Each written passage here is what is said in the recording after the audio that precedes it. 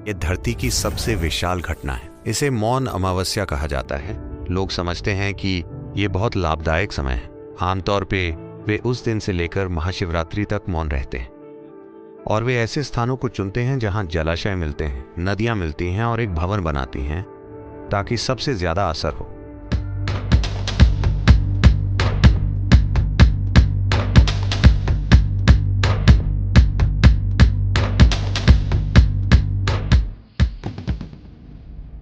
इस शरीर की तात्विक संरचना ऐसी है कि इस शरीर का 72% हिस्सा पानी है, 12% पृथ्वी है, 6% वायु है, 4% अग्नि है, बाकी आकाश है। जीवन को अच्छी तरह से जीने में पानी की सबसे महत्वपूर्ण भूमिका है, क्योंकि इस शरीर का 72% हिस्सा पानी है और पृथ्वी का 72% हिस्सा भी पानी है। तो कुंभ या कुछ अक्षांशों या लैटिट्यूड्स पर नदियों के संगम का उपयोग करने के इस विज्ञान की खोज हुई। जीवन और हमारे आसपास की विभिन्न शक्तियां किस तरह कार्य करती हैं और हम कैसे उनका उपयोग कर सकते हैं, इसके गहन अध्ययन से ये खोज हुई। ये बहुत महत्वपूर्ण और खास दिन है। इसे मौन अमावस्या कहा जाता है। लोग समझते हैं कि ये बहुत लाभदायक समय है।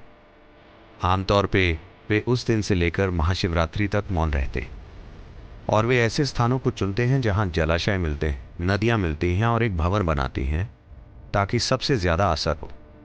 इसलिए वे नदियों के संगम में उस दिन डुबकी लगाना चाहते हैं और जिस चीज की शुरुआत कुछ योगियों से हुई उसे अब एक दिन में 4 से 5 करोड़ लोग करते हैं। यह धरती की सबसे विशाल घटना है। अगर आप वहां जाकर देखें तो आप भारत को देखेंगे, एक अलग आयाम का भारत। लोग अपनी बचत का एक एक पैसा लगाकर कहां कहां से बस 2 दिनों के लिए वहां जाते हैं, क्योंकि किसी ने उनको बताया है कि अगर उस दिन आप डुबकी लगाएंगे तो आपको मुक्ति मिल जाएगी। आज भी इस देश में 80 करोड़ लोग सक्रिय रूप से जाने अनजाने में मुक्ति की इच्छा रखते हैं। ये एक अविश्वसनीय बात है। धरती पर कहीं भी ऐसी कोई घटना नहीं हो रही है कि इंसान अपने अस्तित्व के वर्तमान स्तर से आगे जाने की गहरी सचेतन इच्छा रखते हैं। जब बात इंसान के भीतरी सिस्टम की आती है तो दुनिया में और कहीं भी लोग ऐसे गहन समाधान नहीं दे सकते जैसे भारत दे सकता है, क्योंकि ये ऐसी चीज है जिसमें हमने लगभग 8 से 10,000 वर्षों से अपने समय, जीवन और ऊर्जा का निवेश किया है और ये ज्ञान पाया है। ये ऐसी चीज नहीं है जिसमें हम विश्वास करते हैं। हमने ये फिलॉसफी नहीं बनाई। ये ऐसी चीज है जिस पर हमने करीब से गौर किया, उसको समझा और इस तक पहुंच बनाने के साधन तैयार किए। मैं आपको अपना एक अनुभव जरूर बताना चाहूंगा। हमारे भारत के योग केंद्र में एक योग अस्पताल था। हम इसे यौगिक अस्पताल कहते थे। हम नहीं चाहते थे कि ये अस्पताल ज्यादा बढ़े, क्योंकि हम फुल टाइम अस्पताल नहीं बनना चाहते हैं। हम एक आध्यात्मिक केंद्र हैं, इसलिए हम अस्पताल को कम महत्व दे रहे हैं। एक बार जब मैं यहाँ आया, मैंने कुछ अमेरिकी डॉक्टरों से बात की। उनको इस अस्पताल में रुचि थी और वो भारत आए। वो यहाँ आकर 3 दिन रुके और 3 दिन के बाद एक स्वयंसेवक ने मुझे बताया कि सारे अमेरिकी डॉक्टर नाराज हैं और वो वापस जाना चाहते हैं।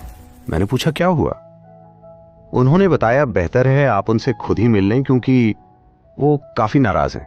मैंने कहा ठीक है और मैं उनसे मिलने गया। उनसे मिलकर मैंने पूछा कि परेशानी क्या है। वो बोले आपने कहा था यहाँ अस्पताल है। अस्पताल कहाँ है? यहाँ तो कोई अस्पताल नहीं।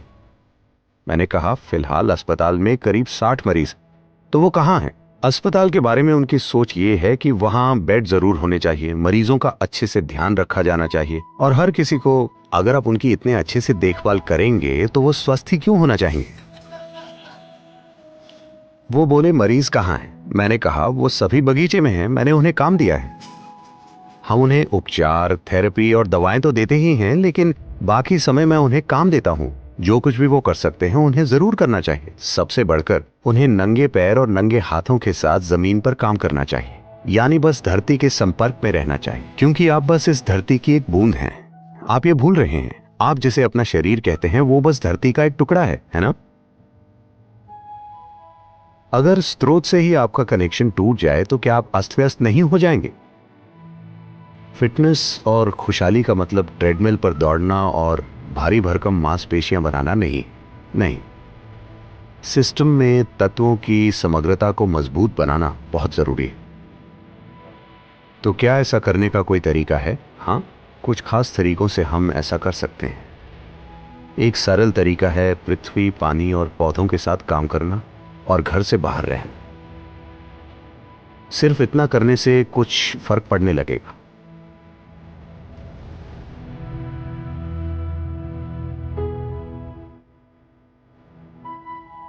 तो मूल रूप से अगर शरीर को पोषण देने वाला भोजन मिलना निश्चित है, सांस लेने के लिए साफ हवा है और आप धरती के संपर्क में हैं, तो ये अच्छी सेहत पाने की पूरी प्रक्रिया हो सकती है। अगर आप धरती से संपर्क नहीं बना सकते और अगर आप धनवान और फैशनेबल हैं, तो आप मड बाथ ले सकते हैं। वो भी एक तरीका है। तो आज आप छुट्टी लेते हैं, स्पा जाकर मड बाथ लेते हैं, एक बहुत ही महंगे वातावरण में।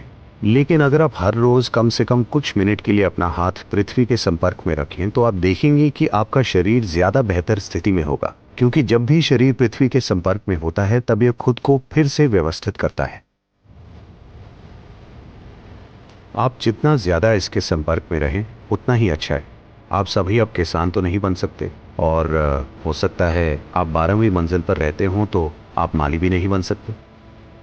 लेकिन कम से कम पृथ्वी के साथ थोड़ा संपर्क जरूरी है। आपकी हथेलियां और तलवे इसके प्रति बहुत ज्यादा संवेदनशील होते हैं।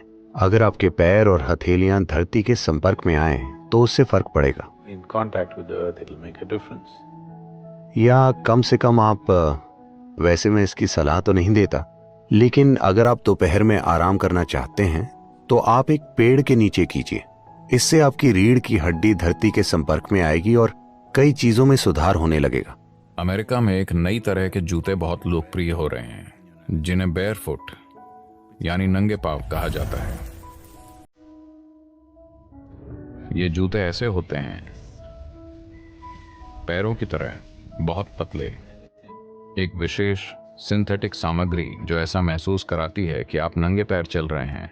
एक मोटे तलवे की तरह महसूस नहीं होता, लगभग नंगे पांव जैसे। दौड़ने के जूते, चढ़ाई के जूते, पैदल चलने वाले जूते, हर तरह के नंगे पांव जूते। अच्छा है कि आपने अभी ये प्रश्न पूछा है। तो नंगे पैर का क्या महत्व है?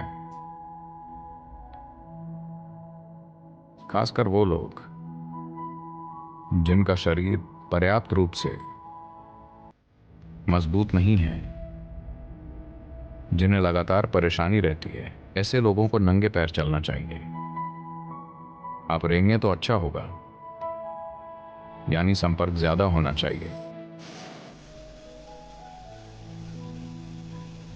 इसीलिए लेट कर प्रणाम किया जाता है।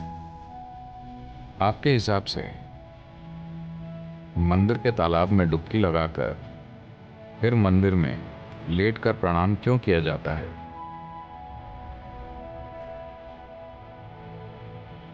शरीर का हर हिस्सा धरती को छूता है। साष्टांग का यही मतलब है कि आपके शरीर के मुख्य बिंदु पृथ्वी के संपर्क में हो। जो कोई आध्यात्मिक साधना कर रहा है, खासकर उन दिनों, शिवरात्रि, अमावस्या और उसके अगले दिन, इन 3 दिनों धरती पर बहुत मदद मिलती है। यह अपनी साधना को तीव्र बनाने की याद भी दिलाता है कि उस दिन जो उपलब्ध है उसका इस्तेमाल हो। तो उस दिन नंगे पैर चलें। हर दिन फायदा होता है, पर उन दिनों विशेष लाभ होता है, जो न केवल शारीरिक सेहत के लिए बल्कि आध्यात्मिक कल्याण के लिए भी होता है। इसके अलावा ऊपर की ओर गति करने के लिए सिस्टम में जरूरी ऊर्जा पैदा करना। You can't cut off your legs. आप अपनी टांगें नहीं काट सकते, तो उन 3 दिनों जूते ना पहनना अच्छा होगा।